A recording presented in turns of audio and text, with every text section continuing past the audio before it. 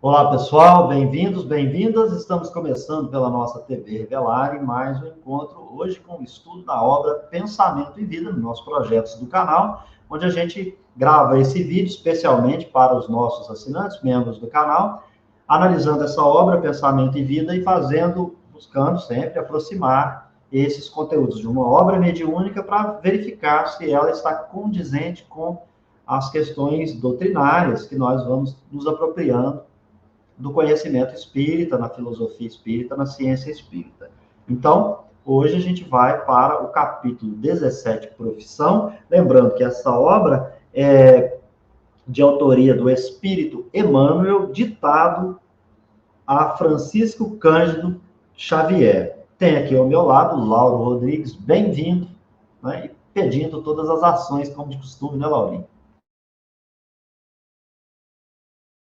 Beto, tudo de bom com você, tenho certeza, e que você que está nos assistindo agora, participando conosco do estudo, temos certeza que também está tudo bem. Vamos lá, vamos falar um pouquinho, né, do pensamento de Emmanuel acerca da profissão. E o que é interessante que no capítulo anterior fala sobre vocação, as ideias inatas, né? Agora a gente avança para a profissão. Mas antes, aquele pedido de praxe. Está aí para você no YouTube, se você não se inscreveu, nós pedimos o seu apoio se inscrevendo. Se você puder e quiser, se torne membro. Ative o sininho de notificações, curta, comente, compartilhe em suas redes sociais. Temos também a chave Pix, que se você olhar aqui no alto, no topo da tela aí do seu vídeo, você vai ver no lado direito aí a chave Pix, caso você queira fazer uma contribuição, seja qual o valor for. Lembrando que isso não é obrigatório, é um apoio que nós pedimos para continuarmos aí o nosso projeto. Beto, passo para você. Sem mais demora, Laurinho, vamos passar então, aqui no estudo desta obra, Pensamento e Vida, a leitura do capítulo 17 e depois os nossos comentários. Bora lá. O Laurinho faz o compartilhamento no Kindle, eu faço a leitura aqui na obra física. Capítulo 17 diz Emmanuel sobre profissão. Pelos contatos da profissão, cria ao ser humano vasta escola de trabalho, construindo a dignidade humana. Contudo, pela abnegação, emite reflexos da beleza divina, descerrando trilhos novos para o reino celestial. A profissão, honestamente exercida, embora em regime de retribuição, inclina os semelhantes para o culto ao dever. A abnegação, que é sacrifício pela felicidade alheia, sublima o espírito. É por isso que todos os povos sentem necessidade de erguer, no imo do próprio seio, um altar permanente em que rendam preito aos legítimos heróis. A abnegação, que começa onde termina o dever, possibilita a repercussão da esfera superior sobre o campo da humanidade. O delinquente comum, algemado ao cárcere, inspira piedade e sofrimento. O paladino de uma causa nobre, injustamente recluso no mesmo sítio, provoca respeito e imitação. O administrador consciente é amigo que reparte os bens do serviço, gastando a parte que lhe compete com escrupulosa probidade, é um padrão de virtudes terrenas. O homem que cede suor e sangue de si mesmo a benefício de todos, sem cogitar do seu interesse, é um apóstolo das virtudes celestes. A ama, devidamente paga por seu trabalho, junto à criança que lhe recebe carinho, é credora natural da atenção e reconhecimento, mas o coração materno, em constante renúncia, arrebata quem o contempla, a glória do amor puro. É assim que o matemático, laureando-se de considerações públicas, dignamente gratificado pela obra que realiza, é catalogado à conta de cientista. E o cientista, mergulhado no trabalho incessante em favor da tranquilidade e da segurança da civilização, esquecido de si mesmo, é classificado por benfeitor. Pela fidelidade ao desempenho das suas obrigações, o ser humano melhora a si mesmo e pela abnegação, o anjo aproxima-se do ser humano melhorado. aprimorando a vida e o mundo, nas atividades que transcendem o quadro de serviços remuneráveis na Terra, fruto das almas que ultrapassaram o impulso de preservação do próprio conforto, descem os reflexos mentais das inteligências celestes que operam por amor nas linhas da benemerência oculta, linhas em que encontramos os braços eternos do divino incognoscível, que é Deus. Nessa província moral de devotamento sem lindes, em que surpreendemos todos os corações humanos consagrados ao serviço espontâneo do bem, nem sempre respira o gênio, por vezes onerado de angústia, pela soma dos reflexos infelizes que carrega consigo desde o passado distante.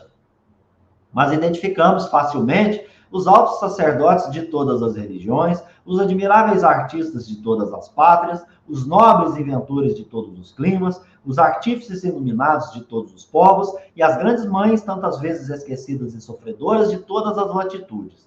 Por todos esses, a espiritualidade superior desce gradativamente à esfera humana, sem qualquer ligação com o pagamento da popularidade do ouro, porque é aí, pelo completo desprendimento de si mesma, no auxílio aos outros, que a alma vive o apostolado sublime da renúncia santificante, atraindo o pensamento divino para o burilamento e a ascensão da humanidade. Lauro Rodrigues. Nós fomos, por exemplo, na lei do trabalho, estudar com calma, né, como se diz, com as ideias vazias, a gente percebe que essa lei impulsiona o ser humano, então o espírito encarnado, ao progresso, né? Então ele vai desenvolver habilidades, e essas habilidades, conforme ele vai cada vez mais lidando com elas, se torna, né, aquilo que nós chamamos de profissão. Então nós temos profissionais em todos os setores que nós podemos imaginar. E isso possibilita ao espírito encarnado, ao ser humano, o desenvolvimento da sua inteligência, possibilitando a todos, né, de conforto e também oferecendo meios daqueles outros também trabalharem, ou seja, então, pela profissão, pelo trabalho, por esse mecanismo que o ser humano, ele está em relação com o outro, né? Seja ele respondendo a um superior que eu digo, aquele que está na hierarquia de uma empresa, por exemplo, acima, ou ele, né, dando ordens a seus comandados ali. Então, sempre o propósito é usar, né, a profissão, usar esse trabalho com o fim de realizar no ser humano, desenvolver no ser humano a virtude. Por exemplo, a pessoa que ele é um grande encarregado de uma empresa, um grande chefe, mas que ele é um chefe sábio, um chefe benevolente, justo, ele está desenvolvendo nele cada vez mais essa virtude e será espelho para aqueles outros nos quais vê nele, né, essas virtudes, percebe nele essa virtude, embora ele seja um encarregado, alguém que está acima. Então, isso é um trabalho que ajuda, né, no desenvolvimento daqueles que observam. E o que chama a atenção, por exemplo, no Livro dos Espíritos, vai perguntar, aquela pessoa que se reclusa, um cientista, que ele vive recluso em torno das suas pesquisas, isso é excusável? Aí os Espíritos vão falar, depende do interesse. Se o interesse dele é para a humanidade, muito bom. Agora, se é por interesse próprio, aí é prejuízo para ele. Então, o trabalho, né, a questão da profissão, ela, como eu disse, nós vamos melhorar cada vez mais naquilo que fazemos, se tornando bons profissionais, e quando usamos isso de forma abnegada, sem abrir mão do que é certo, né, ser justo, ser benevolente, são virtudes que a criatura desenvolve. Beto? Beleza, Laurinho. Bora lá, então, para a gente poder tentar compreender um pouquinho. Então, o Lauro falou da lei do trabalho, está lá no Livro dos Espíritos, né? e que disse que, ao trabalhar, ao ter uma profissão, lembrando que o capítulo anterior, 16, tratou de vocação, que são aquelas ideias inatas e as tendências de cada um, e como que isso ocorre, por que acontece. Agora nós estamos no campo da ação mesmo, propriamente dita. Aquelas inclinações, aquelas tendências, e agora você vai, então, agir profissionalmente. Ele vai dizer que, pelos contatos da profissão, né, cria o ser humano vasta escola de trabalho. Então, estamos ali pelas profissões no aprendizado constante. E aí o Lauro falou que isso impulsiona ao progresso. E a gente também pode dizer, impulsiona o progresso. Por quê? Porque, ao mesmo tempo, é o progresso do indivíduo e da coletividade. Então, estamos impulsionando o próprio indivíduo pelo aprendizado nessa escola ao progresso e o progresso do coletivo, né? Melhores situações. Aí ele vai trazer algumas ideias do ponto de vista moral. Seria a probidade, a honestidade, né? Ele vai dizer, a profissão, embora no regime de retribuição, por quê? Você oferece o trabalho, recebe uma paga, você está no mundo material, precisa sobreviver. Mas ele vai dizer que mesmo nessa situação, nós somos inclinados para cultuar o dever, ou seja, nós somos criados no bem, pelo bem, para o bem. No caminho, no aprendizado, a gente às vezes erra, peca nas escolhas. Aí ele vai dizer que, diante das dificuldades, você se torna abnegado, né? Abnegação, negar-se a si mesmo em prol do outro. Está aí toda a lei do dever. Então, o que é isso? Você negar a si mesmo é que você está se sacrificando pela felicidade alheia. E isso sublima, ou seja, isso faz com que o progresso no campo do espírito chegue mais cedo, evolui. Aí ele vai dizer, todos os povos sentem a necessidade de erguer no próprio íntimo um altar permanente em que rendam preito aos legítimos heróis. Quem são os legítimos heróis? Tanto os anônimos quanto aqueles que nós vamos chegar a conhecer, porque ele falou de vários aqui. E nesse sentido, nós temos aí, por exemplo, as mães anônimas, mas todos aqui estão trabalhando. Ele vai citar vários, né? Então ele vai dizer assim, olha, no campo aí da profissão, nós temos, poderíamos dizer, temos dois tipos que vão reencarnar para poder agir no campo da profissão, nessa vasta escola, um podendo ser como aquele que é um delinquente comum, que está algemado ao cárcere. Ou seja, ele é egoísta e orgulhoso. Então, ele pensa só em si mesmo. Esse, para todos, ele precisa ser reconhecido, mas ele não pode receber a reprimenda. Nós temos que reconhecer nele alguém que merece piedade, né? Ele inspira piedade, mas ele também inspira sofrimento. Você vai compreender que ele sofre e vai sofrer por conta de não se perceber egoísta e orgulhoso.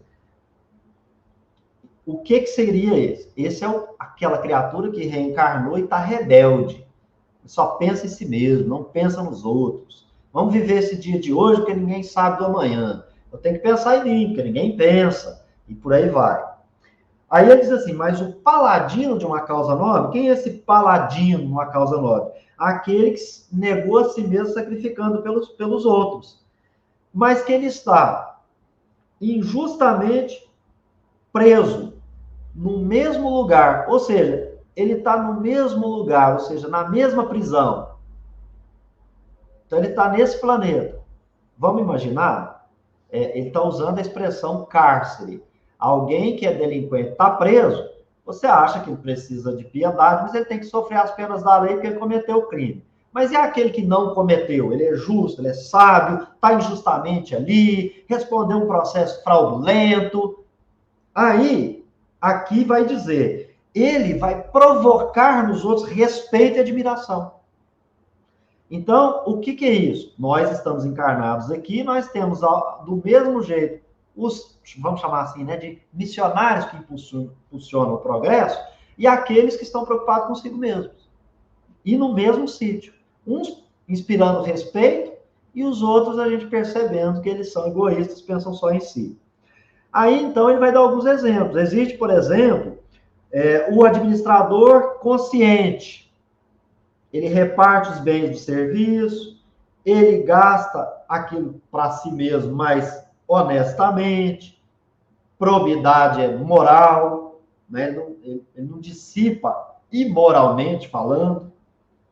Então, esse que serve para a gente mirar nele e tentar repetir a sua conduta, ele é o padrão das virtudes terrenas, não é a virtude espiritual. Então, ele está sendo aquele bom administrador, aquele que tem os bens que foi lhe confiado por um depósito e que ele apenas usa honestamente. Então, ele está guardando por um tempo, depois vai desencarnar, vai voltar para o mundo espiritual. Ele é padrão para a gente seguir, é o exemplo. Aquele ser humano que vai ceder suor e sangue de si mesmo, agora ele está num patamar maior, acima, do que aquele que repartiu bens materiais.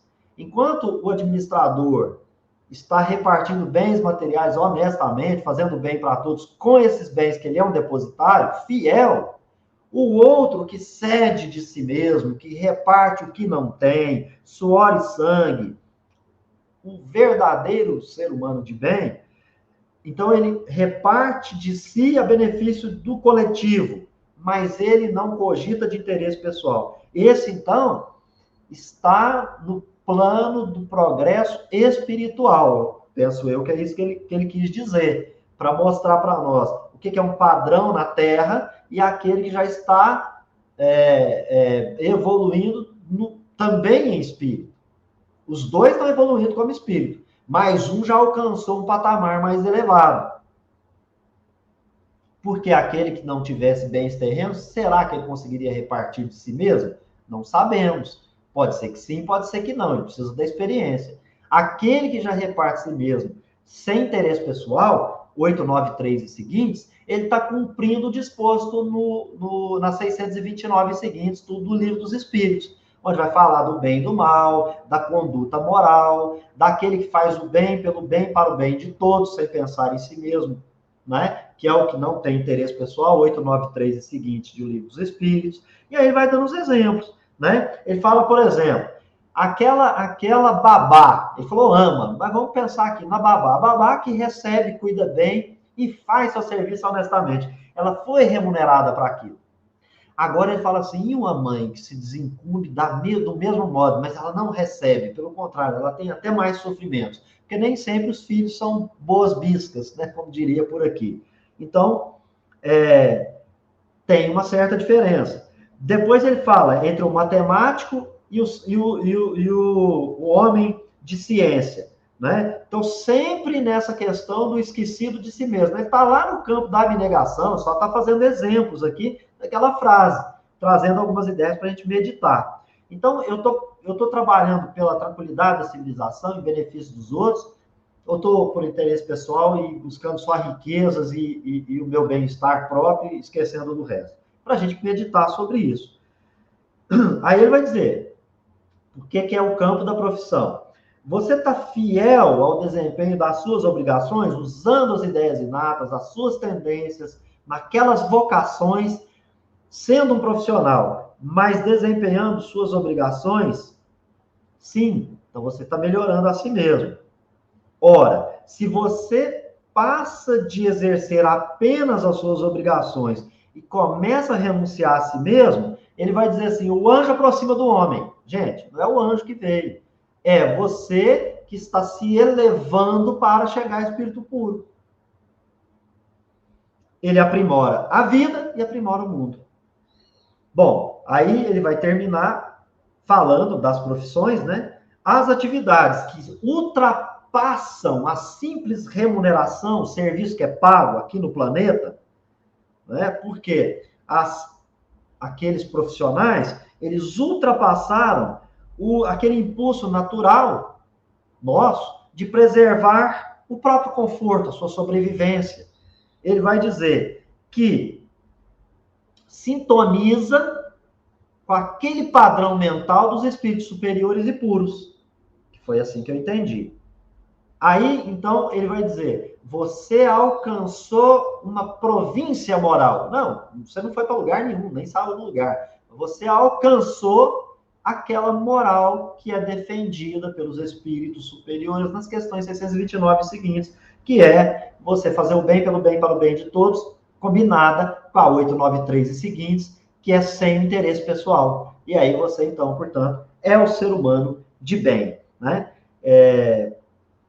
Então, veja, aqui ele dizia assim, por todos esses, a espiritualidade superior, e aqui pode ser de duas formas interpretado. Tanto o coletivo de espíritos superiores, que vem em socorro a esses que estão abnegando de si mesmo e trabalhando para evoluir a si e aos outros, e também como um adjetivo, que seria a pessoa que já se espiritualizou, ou seja, a espiritualidade como uma virtude, como um adjetivo aí, uma qualidade, ela se aproxima. E aí você evolui. Por isso que uns vão evoluir mais rápido e outros mais lentamente. E aí ele termina dizendo que isso foi o completo desprendimento de si mesmo para auxiliar os outros, e você, então, renunciou e santificou. Renunciar santificando é chegar ao espírito puro, aquele que vai ver e compreender Deus. O Lauro gosta de citar que é aquele que entra em comunhão de pensamentos. É por isso, eu e o Pai somos um, né, Laurinho? Mas aí eu passo para você, né, porque ele vai dizer que atrai o pensamento divino. E aí, de fato, né, repercute Jesus. O que é atrair o pensamento divino? Eu e o Pai somos um. Eu já sei a vontade dele. Então, portanto, aqui não depende do que os outros fizerem para mim. Pode me crucificar, pode me bater, mas eu não vou sair do meu projeto. O meu projeto é fazer a vontade de Deus. O que é a vontade de Deus? Fazer o bem pelo bem para o bem de todos, sem interesse pessoal, Lauro Rodrigues. E nesse desenvolvimento seu todo aí, do texto, você me levou aqui para a parábola dos talentos, né? Que dá uma ideia bem clara. Aquele que pega e daqueles talentos ali que foi dado a ele, nada faz. Aquele outro que simplesmente enterra os talentos e aquele outro que dobra, né? Que é esse que está, ao meu sentir, aqui nesse texto, né? Então, é aquela pessoa que ele imagina um empresário, claro, de uma empresa, então, que ele emprega dezenas, centenas e até milhares de pessoas. Imagina essas pessoas que estão ali nessa empresa, que são profissionais, que agem de forma, né, como se diz, no ato do dever, cumprindo o seu horário, desenvolvendo a sua tarefa, aquilo que lhe compete, né, honestamente. Então, todos ganham, desenvolvem, né, em questão de virtudes, porque é uma escola de aprendizado, você agir no dever. Mas ele é remunerado. Sim, mas tem pessoas que são remuneradas, que foi como foi dito agora há pouco pelo Emmanuel e o Beto trabalhou, que chega aqui, não faz uso ou usam mal as suas capacidades, os seus talentos, né? E tem aqueles que escondem, é egoísta. Então, é bem interessante esse texto que me fez lembrar desse ensinamento dos talentos. E bem legal que aqui está uma ideia de autonomia, né, Beto? Tudo depende da criatura. Não tem ninguém aqui obrigando a criatura a ter que fazer. O que tem aqui você tem que trabalhar, você vai desenvolver, porque é uma necessidade. E aí, a questão da abnegação, do dever, isso é um processo natural desse aprendizado, dessa necessidade, que leva tempo para uns, para outros é mais rápido, Beto. E é interessante, Laurinha, aí você chama atenção também, né, para a gente voltar lá naquela ideia do cárcere, onde tem os dois que estão presos ali, e cada um tem uma forma de nós o enxergarmos, e cada um tem uma maneira de se conduzir. Aí eu recordo, né, as classes de espíritos se misturam. Elas podem estar no mesmo lugar, mas nem por isso esses espíritos estão sintonizados, estão assimilando um pensamento do outro. Quando encarnados, obviamente, um serve de exemplo. Mas no mundo espiritual, eles podem estar ali um ao lado do outro, mas não pertencem à mesma família e não se constituem numa assembleia. E aí, nós temos de um lado os abnegados e de outro os orgulhosos egoístas. No exercício da atividade, nós percebemos que um está em consonância com a lei do dever, que é agir sem interesse pessoal, enquanto que os egoístas, desculpe, e orgulhosos, né, estão agindo a benefício próprio. E aí, onde está a diferença? A diferença está no seu modo de agir, que aí o Lauro disse, a moral espírita, autonomia, liberdade, a escolha entre o bem e o mal. Um escolhe o caminho errado, que é o caminho do mal, que está pensando só em si, isso é mal, é ignorância, porque ele não vai encontrar felicidade, ele só encontra sofrimento nesse caminho, porque em algum momento ele vai prejudicar o próximo, ou já está prejudicando o próximo, né? Só de agir a benefício próprio, sem respeitar. Então é isso, Laurinho. Queria te devolver, era o que eu tinha a considerar. Gostei da questão da parábola dos talentos e despedir de todos e todas. Você tem o tempo aí que achar adequado para poder finalizar o pensamento. E a gente se encontra, então, no próximo vídeo. Até. Valeu, Beto. Obrigado. Obrigado a você também que está nos assistindo agora. Deixe seu comentário na descrição do vídeo, nos comentários, para que a gente possa estar interagindo com vocês, vocês concordando, discordando, criticando, elogiando, acrescentando, lembrando que esse canal é um canal de estudos, então não somos professores, estudantes. E eu me julgo um pequeno estudante, em verdade. Então, toda contribuição que vier por parte de vocês, nos comentários, nas críticas, discordando, enfim, aquilo que foi dito, será bem-vindo e a gente vai se posicionar de alguma forma, pode ter certeza, pessoal. Então, nos vemos aí no próximo vídeo. Obrigado a todos, fiquem com Deus, muita paz e luz.